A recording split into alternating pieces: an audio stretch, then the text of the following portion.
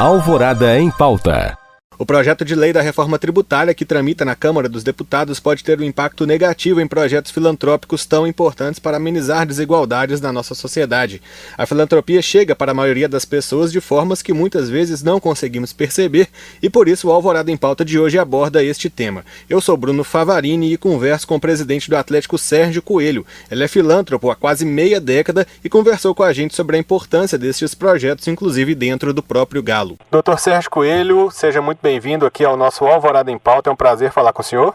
É um prazer falar com vocês aí e estou muito feliz de poder falar num dos assuntos que eu muito gosto, que é a filantropia. Obrigado a vocês e aos ouvintes. É muito bom falar com o senhor também. Para a gente começar então, doutor Sérgio, eu queria que o senhor explicasse qual que é o impacto dessa reforma no trabalho filantrópico. A situação hoje ela está até um pouco amenizada. E vou explicar o porquê. As instituições filantrópicas, elas fazem captação de recursos através da lei do incentivo fiscal.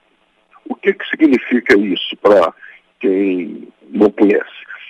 As empresas que fazem imposto de renda através da contabilidade por lucro real, elas podem doar 1% do imposto de renda devido para as instituições.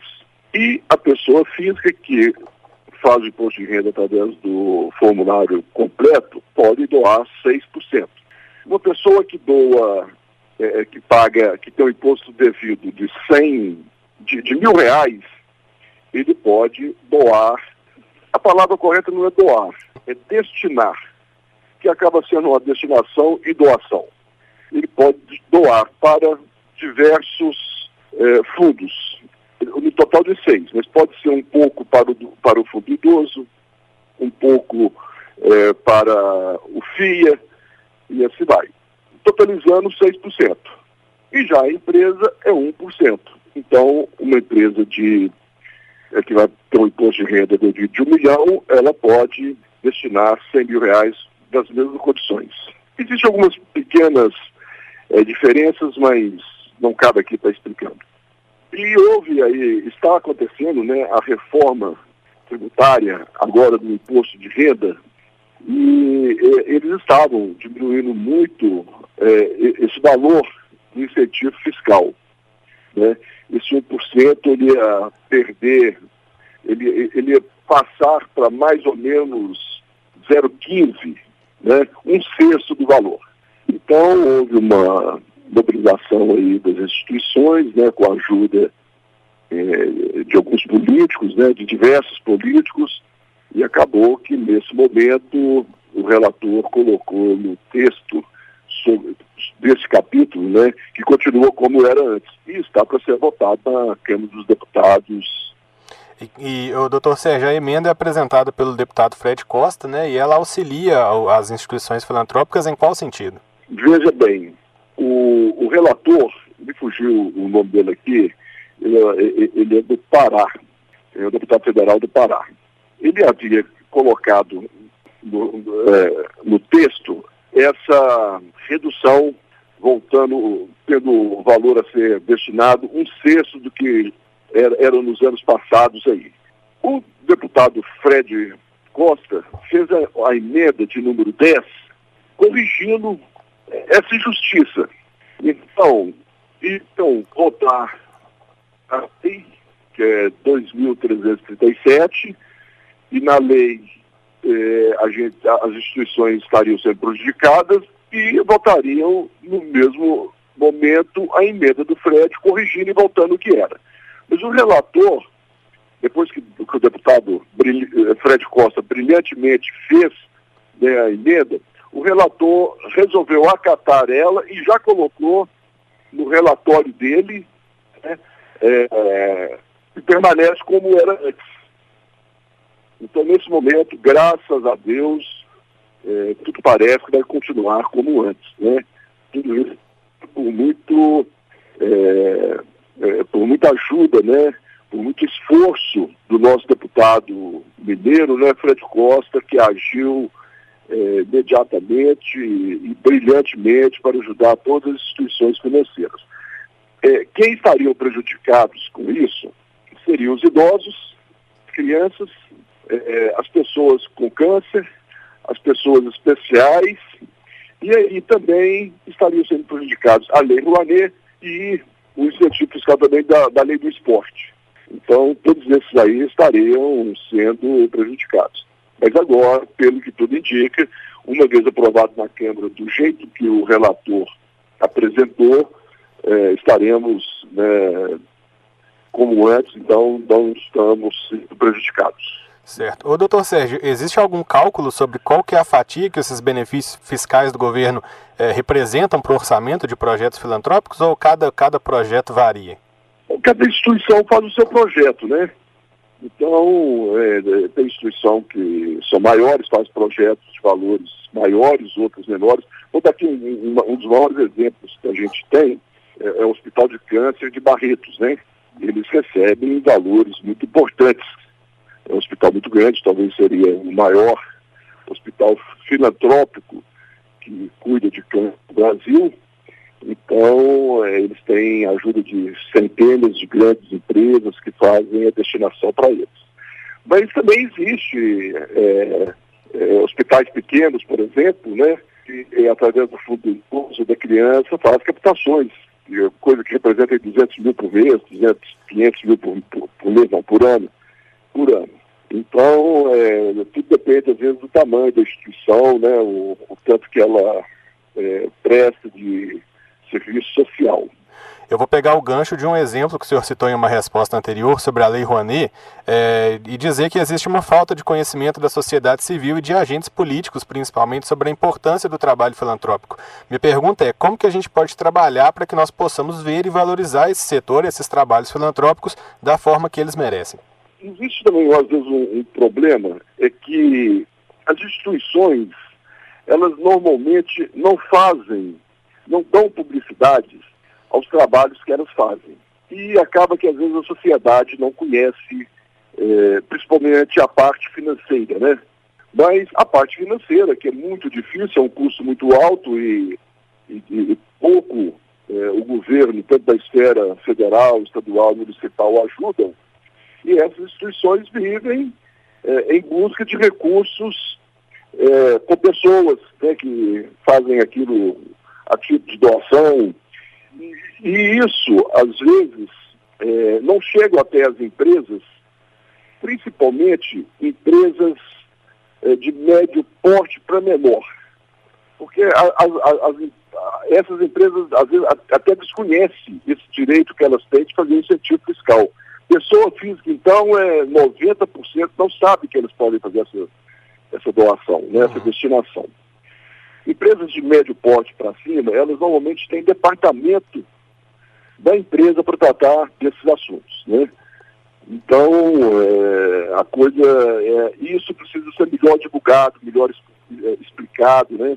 Existe um momento certo de fazer essas destinações. Eu acho que a imprensa podia nos ajudar muito, dando ênfase nesse assunto no momento certo, para que as pessoas passem a saber que elas podem ajudar as instituições sem gastar um centavo, né? Porque é interessante que tudo isso que nós estamos falando não muda nada o valor desembolsado pelo contribuinte, tanto pessoa física como jurídica. No total, se ele vai pagar 1 milhão de imposto, ele fazendo parte de destinação e o restante pagando a Receita Federal, é a mesma soma do que se ele pagar tudo a Receita Federal. Então, no final, o valor é o mesmo, né, desembolsado. Então, é isso. Eu acho que essa cultura de pessoas físicas e empresas fazerem destinação, ela vai sendo daqui para frente mais conhecida e acredito que com a ajuda da imprensa aí, em um período aí de médio para longo prazo, né, que seja em médio prazo, a gente vai conseguir que as pessoas conheçam e ajudem mais do que hoje ajudem. Porque na maioria das vezes não estão fazendo assim porque desconhecem. Certo. Doutor Sérgio, eu levantei alguns dados para poder bater esse papo com o senhor. Eu vou falar alguns aqui antes de formular a pergunta. A versão mais recente que a gente tem do Fórum Nacional das Instituições Filantrópicas, ela mostra que mais de 11 mil entidades que atuam hoje no Brasil geram mais de 2 milhões de empregos. O setor atua na área de saúde, através do SUS, através das Santas Casas de Saúde, na educação, através de alguns programas de bolsas, assistência social, oferecendo emprego, oferecendo auxílios, enfim.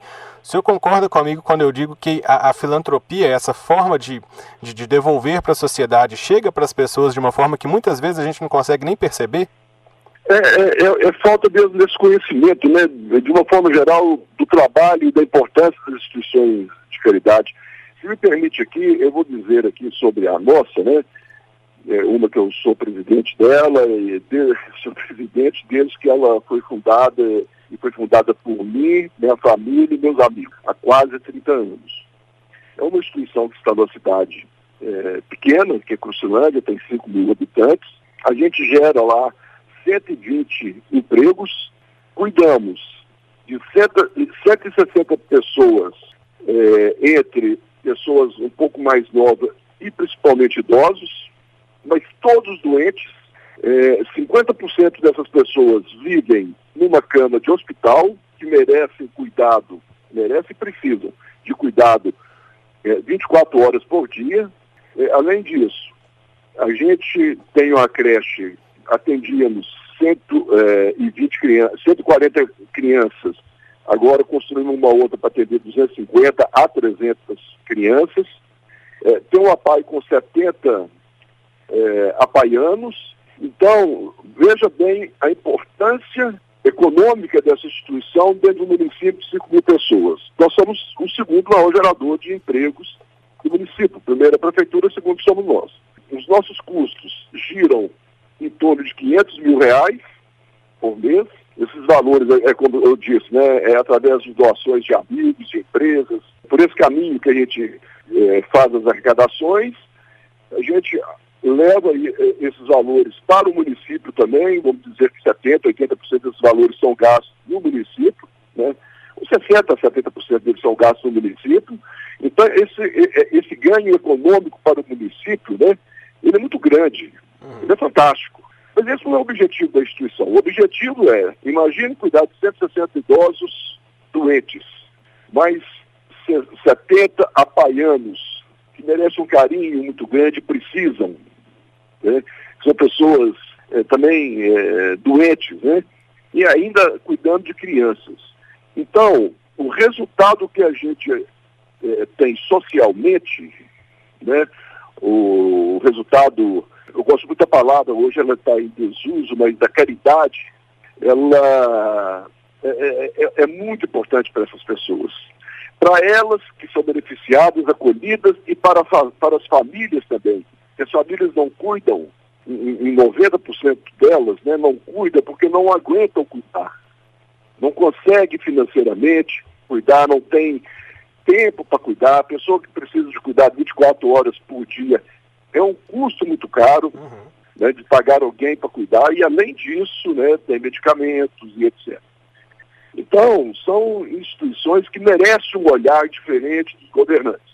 E mesmo assim queriam reduzir um pouco o valor que elas recebem do incentivo fiscal, e onde nós agimos e parece que vai dar certo, né? E assim, eu estou dizendo da minha instituição, mas a gente também, eu ajudo muito assim, hospitais, né, que a gente pode fazer, até através hoje do Instituto Galo, a gente tem atuado muito, né? O Hospital da Baleia, Mário Pena, hospitais importantíssimos para a nossa sociedade, né? Belo Horizontina, para nós mineiros, muito importantes, né? Então, eu acho assim, que os governantes precisavam ter um olhar muito diferenciado para essas instituições filantrópicas, né? Certo. Pegando o gancho, doutor Sérgio, do Instituto Galo, né, uma ação do Clube Atlético Mineiro, do qual o senhor é presidente, como é que tem sido o trabalho desse instituto? Como é que está sendo trabalhar a marca do Atlético também para fazer caridade, para ajudar outras pessoas? A gente soube de um caso que até viralizou recentemente de um torcedor que estava passando por muita dificuldade. O Instituto Galo foi lá, participou da campanha, ajudou esse torcedor, melhorou a situação. Como é que está sendo o trabalho desse instituto? Então, eu vou contar assim, o caso, assim, muito rapidamente, até como que o Instituto Galo nasceu, né? O Instituto Galo nasceu para cumprir com uma obrigação do Atlético para obter aprovação de construção da construção da Arena MRV, onde ela está sendo construída. Então, foi obrigado ao Atlético criar o Instituto. E ele foi criado no ano passado, né? E quando eu cheguei, tomei conhecimento do como é que era o Instituto, porquê dele, etc. Já era um pensamento meu de usar o nome, a marca, o prestígio do Atlético para ajudar as pessoas. Eu faço caridade, tem 48 anos, então assim, em tudo que eu faço, em tudo que eu posso, eu coloco filantropia no meio. Então o Atlético não ia ser diferente. Então, quando estava o Instituto Galo lá, tinha acabado de ser constituído, eu falei assim, olha, estamos já com um produto na mão que eu sonhava em fazer ele crescer. Eu sonhava em ter, e agora ele já está pronto, é sonhar em tornar-se ele grande. O Atlético tem uma força enorme, como todos sabem. Uma coisa impressionante a força do Atlético. Então, nós temos feito diversas ações em muito pouco tempo, e temos hoje aproximadamente 40 pessoas que fazem parte dos conselhos do Instituto, ajudando. E a gente faz tudo isso sem o Atlético investir R$1 do valor tirado do clube. São todas ações vindas de pessoas, são todos os recursos vindos de pessoas que querem ajudar. Até mesmo de pessoas que torcem para outros clubes, mas que veem as ações bacanas, importantes e ajudam. E o Instituto Galo, ele tem uma parte importante nele, é que todas as rendas da Arena MRV, 1,5% das rendas tem que ir para o Instituto Galo. Então, depois de inaugurado a Arena, nós vamos ter um recurso também desses 1,5%. Aí poderíamos fazer mais ações ainda. Mas já está trazendo um resultado assim fantástico, né? Fizemos uma campanha assim, muito simples, né? Assim, simples de fazer e muito importante, que foi doar sangue. Nós conseguimos diretamente pessoas que estiveram lá, aproximadamente 200 doadores, fora centenas de outras que vão anonimamente, mas foram cada campanha. Então, assim, são resultados importantes para a nossa sociedade. E essas contrapartidas da construção da arena, só saindo um pouquinho do campo da filantropia, essas contrapartidas, além do Instituto Galo, houve também algumas questões ambientais que foram tratadas no momento da construção, para mostrar também que a obra, o estádio MRV, ele não é só um projeto que o Atlético quer para ter a estrutura, para ter o estádio, ele também devolve para a sociedade, né? Então é legal a gente saber que uma obra grande, que envolve muita coisa, muito dinheiro, também devolve um pouquinho para as pessoas, principalmente do entorno ali do estádio, né? Bom, é uma coisa assim, impressionante. Tem ambiental, né? O Atlético vai ter lá na arena, tipo assim, um posto de saúde, um parquezinho, um parque para crianças brincar, parque de diversão. Vamos ter, e além desse lado, né? O município, para aprovar os projetos, eles exigiram algumas contrapartidas que nós vamos ter que fazer, que gira aí entre torno de 120 a 150 milhões de reais. O que são essas contrapartidas? São rotatórias, viadutos, passarelas e etc. em torno do estádio. São obras importantíssimas para o município, né, para a sociedade, principalmente para quem mora naquela região. Então, acho que a região ela foi muito beneficiada com a Arena MRV ali, muito, né? E era um terreno baldio, um terreno que servia para tantas coisas erradas. E hoje, quando inaugurado, né, vai ser um lugar, um ponto turístico, certamente, da cidade. Todo o entorno vai ganhar muito com a construção da arena. Doutor Sérgio, então, para a gente encerrar, eu vou, obviamente, agradecer demais o senhor por ter separado esse tempo para conversar com a gente. Essa entrevista é gravada, então quem estiver ouvindo a gente, o doutor Sérgio Coelho conversou com a gente no dia da partida entre Atlético e River Plate, então é um dia especial, é um dia de jogo grande, e o presidente separou um tempo para falar com a nossa reportagem. E eu queria encerrar, doutor Sérgio, com uma pergunta. Quem estiver ouvindo a gente, se interessa, quiser ajudar de alguma forma, devolver para a sociedade, qual que é a sua orientação? Quais são os canais? O que ela pode procurar? Olha, ela pode procurar o próprio Atlético.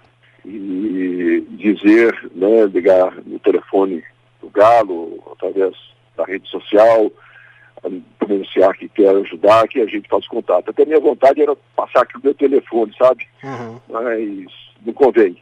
Mas é muito fácil. Quem quiser ajudar o Atlético, Bruno, é uma instituição que tem milhões de donos, né? Todos nós somos donos, todos nós que queremos, gostamos do Atlético e queremos trabalhar para ele ou para o Instituto Galo, né, que está trabalhando para o Instituto Galo, está trabalhando também para o Atlético.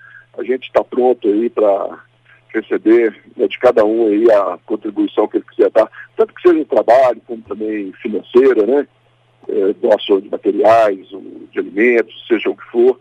Estamos abertos, né, para receber da nossa torcida, principalmente, tudo aquilo que ela quiser fazer e participar juntamente conosco. Legal, doutor Sérgio, muito obrigado pela participação, pela conversa, um ótimo dia. Eu agradeço muito a você também pela oportunidade da gente poder estar falando sobre filantropia aí com a Alvorada, e fico feliz.